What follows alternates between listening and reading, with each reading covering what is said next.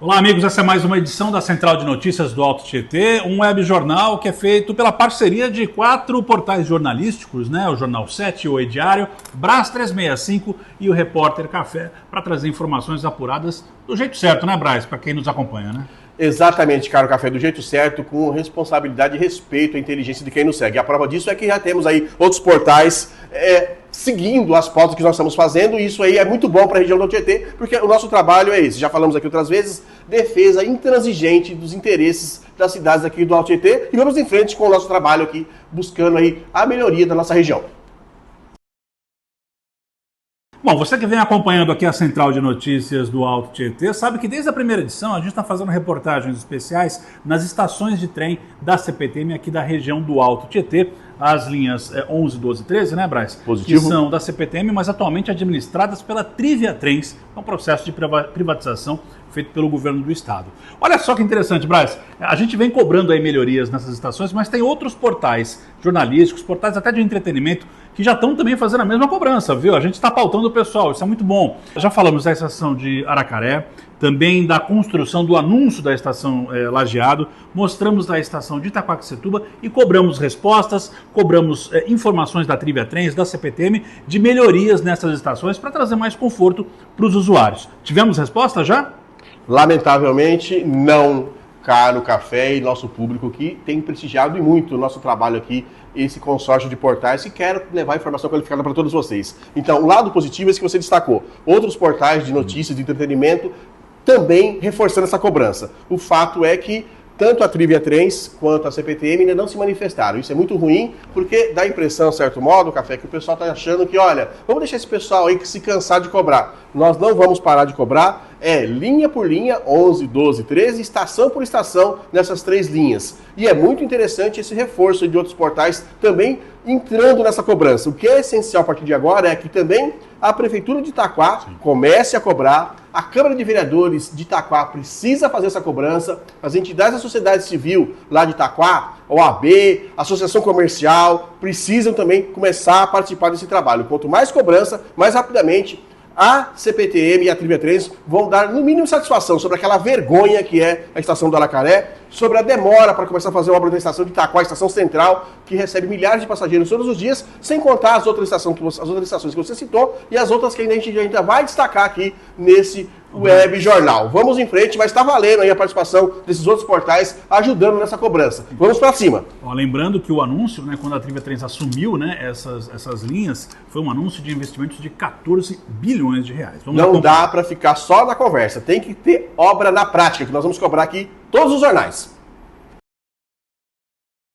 O assunto agora é o entreposto de alimentos anunciado há 3 anos atrás para a cidade de Itaquá. Café, nosso público. Esse entreposto aí com investimentos de 800 milhões seria construído ali no KM 41,5 da rodovia Ayrton Senna. Sim. Geraria até 10 mil empregos.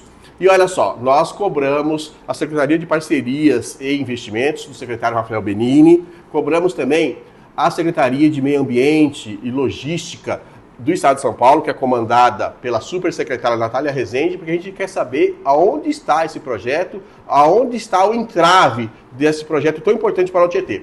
Até agora não obtivemos resposta. Aí fica aquela pergunta para você e para o nosso público, e também para as autoridades políticas de Itaquá e do Estado de São Paulo. Será que foi um anúncio fake? Por que o secretário Benini não se manifesta? Por que a secretária Rezende não responde as perguntas feitas aqui pelo consórcio de portais? E também por que o secretário Jorge Lima, Desenvolvimento Econômico do Estado de São Paulo, não se manifesta? Não adianta ficar enrolando, não adianta ficar dizendo que não recebeu as perguntas ou que está em apuração. Apurem rápido, porque Itaquá e o Tietê não podem ficar aí sendo enrolados mais uma vez com um projeto tão importante, Caro Café. Olha, e um projeto como esse, né, que poderia trazer aí cerca de 10 mil empregos diretos e indiretos, é claro, ele foi comemorado pela Prefeitura de Itaquaquecetuba. Natural, todo mundo comemorou. Pelo prefeito Eduardo Boigues, né, o prefeito também, né, fez publicações. Nós também enviamos questionamentos à Prefeitura de Itaquaquecetuba, que nos respondeu que esse projeto atualmente não chegou na Prefeitura para uma avaliação, porque estaria numa fase de licenciamento ambiental, né? Na Secretaria de Meio Ambiente do Estado. E aí a Prefeitura reforçou, olha, então não cabe a nós, nesse momento, se manifestar para o assunto, porque quem tem que resolver o assunto é a Secretaria Ambiental do Estado de São Paulo. Caro Café, aí, entre aspas, né? A Prefeitura de Itaquá pode sim pressionar, ela pode procurar os deputados que ajudam ela pode procurar a Câmara, ela pode solicitar, encaminhar um pedido de uma CPI, uma SEV, uma SEI na Câmara de Vereadores. Até mesmo uma solicitação de informações. Exatamente, o que não pode, Café, né? O que não pode é falar assim, não é conosco agora. Como não é conosco? São 10 mil empregos para Itaquá e região. São 800 milhões de investimentos para Itaquá e região. Então todo mundo tem que brigar, Café. Além disso, um entreposto de alimentos como esse, ali na Ayrton Senna, mudaria drasticamente o cenário econômico, não só de Itaquá, mas de toda a região do Alto Tietê, né? Hoje a gente tem a CEAGESP lá na área central de São Paulo, que o acesso é muito complicado, né, para os feirantes, enfim, para os comerciantes. Você tendo um outro eixo, né, para dividir essa, mesmo que continue por lá, para dividir. A ideia é maravilhosa, só que não pode ser feito um anúncio e agora fazer de conta que não foi feito antes. Então fica aqui reforçando a convocação que a gente já fez na reportagem sobre a questão da Trivia Trends da CPTM. Prefeitura, Câmara, deputados, pré-candidatos a deputado, outros portais de notícias e entretenimento podem ajudar nessa cobrança para que, quanto antes, essa obra seja anunciada e ela seja executada e garanta, então, os tais de 10 mil empregos. O que a gente não vai aceitar aqui é anúncio fake. Aparentemente, infelizmente, esse entreposto aqui parece que é só anúncio fake. Não pode, tá? Olha, o Hospital Federal de Suzano, uma promessa antiga, né, Braz? Uma obra aí que já vem de quase mais de uma década praticamente. 15 anos praticamente. 15 anos praticamente. Essa obra ainda não foi concluída e a gente sabe que é uma obra que é chamada de Hospital Federal porque a maior parte das verbas vem do governo federal. Pois bem, atualmente o governo federal, que tem que destravar essa obra, a gente tem um vereador aqui na cidade que é da base do governo federal, do mesmo partido, do PT, que já anunciou que destravou diversas obras na cidade, né? Essa que é uma das obras mais importantes, ainda não é concluída. Braz, você está acompanhando essa história? Como é que está isso aí? Isso aí é uma situação, Café e nosso público, que merece toda a atenção da sociedade suzanense e especialmente da classe política. Nós já falamos algumas vezes aqui nas edições anteriores e só reforçando. Esse vereador que você citou aí, o André Dourado, fez um balanço de semestre dizendo que destravou as obras do governo federal em Suzano. Vereador, essa aí é uma informação fake news, porque o senhor não destravou coisa nenhuma, a gente já falou algumas vezes aqui, está faltando 6 milhões e 700 mil reais para terminar a obra do Hospital Federal. E esse dinheiro ainda não chegou aqui. Além dessa informação fake do vereador do PT aqui de Suzano, que é lamentável, também cabe aqui um questionamento, Café, nosso público. Faz 3 semanas que nós perguntamos lá para a assessoria do ministro Alexandre Padilha, ministro da Saúde, sobre quando é que essa verba seria liberada. A assessoria mandou uma resposta falando assim, precisamos de mais tempo para poder dar essa resposta para vocês. Ok, tem mais tempo para responder. Só que tempo é que vocês precisam? 21 dias já. Então, assim, isso aqui não é um anuário, isso aqui é uma informação, por enquanto, que é semanal. Depois até vai reduzir o tempo. Então, ministro Padilha, o senhor quer ajudar o presidente Lula a se reeleger? Olha só, Suzano e a região do Alto Tietê dependem que essa obra seja concluída. Então, por gentileza, e tenha um pouquinho de respeito com a imprensa, um pouquinho de responsabilidade com a população dessa região, e informe quando é que o senhor, com a ajuda do André Dourado, né, será? Quando é que vocês vão liberar esses 6 milhões e 700 mil reais, porque a obra está parada, o que é uma vergonha para a Suzano, mas é uma vergonha também para o ministro Padilha e também para o presidente Lula, que está aí correndo atrás de mais uma reeleição. Nós vamos continuar cobrando. Bom, agora nesse período as câmaras estão fazendo o seu recesso, né? A gente acompanhou a última sessão da Câmara de Mogi das Cruzes, conversamos com o presidente da casa, o Francimário Vieira Farofa, e ele fez um balanço, viu, Braz, desse primeiro semestre das atividades legislativas lá em Mogi. Vamos acompanhar. Muito importante, a gente votou agora a LDO, né, a Lei de Diretriz Orçamentária, votamos no primeiro semestre, era uma lei que o governo passado estava votando só no segundo semestre, a gente conseguiu um acordo com o Executivo de votar isso no primeiro semestre, até para a gente ter uma folga de votar a LOA no segundo semestre, né, a partir de setembro, outubro, fazer as audiências públicas. Graças a Deus a gente conseguiu limpar a pauta, todos os projetos do Executivo, projetos dos vereadores relevantes, projetos de interesse da cidade de Mogi das Cruzes, que vai beneficiar os nossos mogianos, conseguimos votar nesse primeiro semestre. Agora, votamos dia 4 de agosto, se Deus quiser também, com o mesmo comprometimento, né, de ajudar a cidade de Mogi das Cruzes em seu crescimento.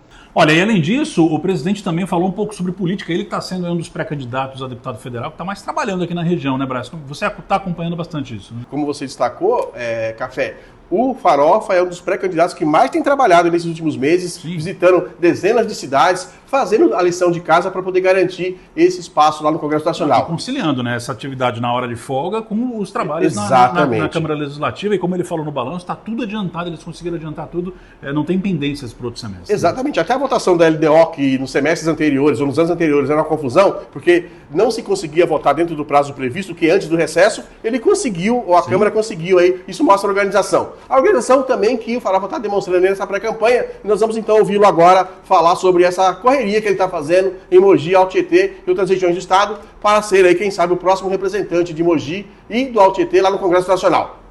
Não, na verdade, eu acho que isso é o reflexo, né, das pessoas acompanhar o nosso trabalho. A gente tem uma história, eu tenho 29 anos na história de Mogi das Cruzes, no meu terceiro mandato como vereador e no terceiro ano como presidente da Câmara Municipal. Fico muito feliz, né, de ter esse apoio como pré-candidato a deputado federal de muitos amigos, muitos parceiros que têm acreditado, onde a gente chega, a gente é bem recebido. Isso é fruto do nosso trabalho, né?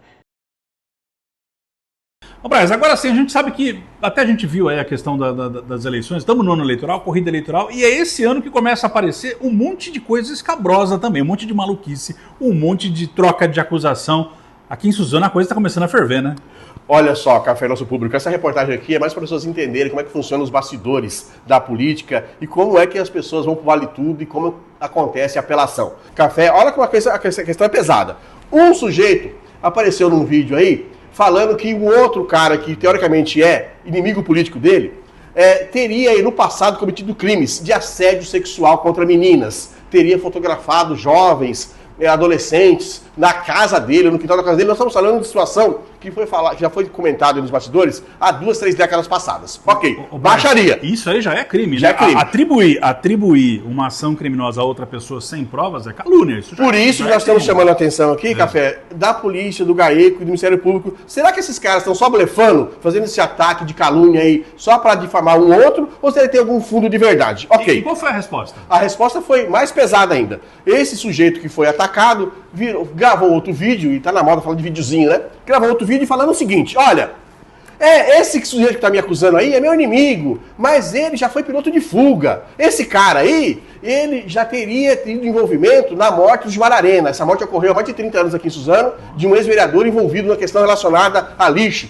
Na época falou-se que foi o Lixo Gate aqui em Suzano. Sim, um caso repercutiu muito na grave, sério, com morte. Então, olha só, são duas situações, esses ataques continuam nas redes sociais, a gente vai falar os nomes aqui, até para não levantar a bola de quem está fazendo esse tipo de debate que não é relevante para a sociedade. Nós estamos falando sobre esse assunto aqui porque, então, só para chamar a atenção da polícia, do GAECO e do MP. Dá uma olhadinha, pessoal, nesses vídeos aí, será que eles estão falando a verdade? Tem alguma coisa que precisa ser apurada nesses ataques tão pesados de um contra o outro? Ou é só conversinha aí de rede social para um ofender o outro? Alerta é esse aqui. É verdade, né? São crimes graves. Precisa de apuração. Apuração mesmo. Em frente. Bom, já que você falou de videozinho aí na outra nota, né, Braz? Vamos mais. Vamos falar também agora sobre a questão da avaliação, né, de como que está o governo municipal lá da Prefeitura de Salesópolis, no município de Salesópolis. O Instituto Braz Santos, coordenado aqui pelo Braz 365, que faz esse trabalho, né, semestralmente, né, Braz? Sempre conversando com a população, teve lá em Salesópolis, conversou com a população, e parece que cerca de 20% só relataram um governo bom ou ótimo, né, atualmente, né? Braz, por que nessas conversas aí a população não está aprovando tanto o governo do prefeito Rodolfo Marcondes? Olha só, são vários os motivos para essa queda na aprovação da gestão do prefeito Rodolfo Marcondes. Na área central, as pessoas falaram muito sobre falta de zeladoria, falta de manutenção, o mato está subindo, etc, etc. Isso não pode acontecer, na opinião dos moradores, numa cidade que é uma instância turística, apesar de não ter turismo algum lá em Salesópolis. Também apontaram a questão da saúde, que é um problema crônico na cidade de Salesópolis, o atual governo ainda não teria conseguido resolver. E olha só, um ponto positivo, no primeiro levantamento que a gente fez desse novo governo, há um ano atrás, muita gente citou que a prefeitura estava conseguindo melhorar a situação das estradas rurais de Salesópolis. Certo. Nesse levantamento, ao contrário, algumas pessoas falaram assim, olha, as estradas rurais estão abandonadas. Então, assim, só que nessa rápida fala, já são 3 motivos que levaram aí essa queda na avaliação do prefeito. E é muito interessante, Café e público, a gente conversar com as pessoas da rua. Uma senhora com quem eu conversei, um pouquinho perto da Câmara de Vereadores, da sede da Câmara de Vereadores, olhou para minha cara e falou assim, olha, a minha nota para esse governo é 3,5. Por quê? Porque esse aí é o prefeito dos videozinhos. Ele faz um monte de vídeo, coloca na rede social, mas ele não está entregando. A gente não está vendo aqui na cidade ainda quais são os resultados do trabalho do prefeito Rodolfo. E outras pessoas também comentaram nessa linha, de que é um prefeito que adora aparecer, adora fazer vídeo, postar na internet, só que na hora de cara entregar serviço, entregar resultado, ninguém está conseguindo ver isso, pelo menos até agora, nesse início. Já não é tão início assim, está chegando na metade do mandato do prefeito Rodolfo Marcondes. Então, fica aí essa questão. Nós já, obviamente, somos jornalistas sérios, já procuramos a assessoria do prefeito, que mais uma vez não respondeu. Aliás, esse é outro recorte aqui que nós vamos tratar nas próximas edições.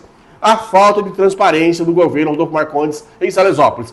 Muita gente em Salesópolis também tem esse sentimento. E a gente fala isso porque a gente já perguntou diversos assuntos lá para o governo de Salesópolis. Até agora, nenhuma resposta. A falta de transparência é gigantesca. Mas aqui o destaque é a avaliação feita por moradores de que o prefeito Rodolfo Marcondes gosta de fazer videozinho, mas não está entregando nada de relevante para a cidade. Prefeito Marcondes, esse não é o melhor caminho aí para atender o seu eleitorado e para atender a população de Salesópolis. Nós continuamos cobrando e daqui a 6 meses voltamos a fazer um novo levantamento aí para saber se as pessoas estão satisfeitas ou continuam muito satisfeitas com o seu governo. Obrigado por você acompanhar mais uma edição aqui da Central de Notícias do Alto Tietê, o seu web jornal que é feito pela parceria de 4 portais jornalísticos aqui da nossa região. Oi Diário, Jornal 7, Brás 365 e Repórter Café. A gente espera o pessoal na próxima edição, né, Brás? Positivo. E você sabe, aqui nós tratamos do que realmente é relevante. Saúde, educação, transporte, mobilidade. Avaliamos aí também o desempenho de prefeitos e prefeitos do Alto Tietê para que você possa aí saber se em quem você votou, em quem você apoia, está fazendo a entrega que a nossa região precisa. Nos acompanhe aqui, esse jornal na íntegra no YouTube e aí recortes nos portais, nas redes sociais, para a gente alcançar o maior número de pessoas possível aqui no Alto Tietê e em todo o Brasil. Vamos em frente. Sucesso e saúde. Até mais.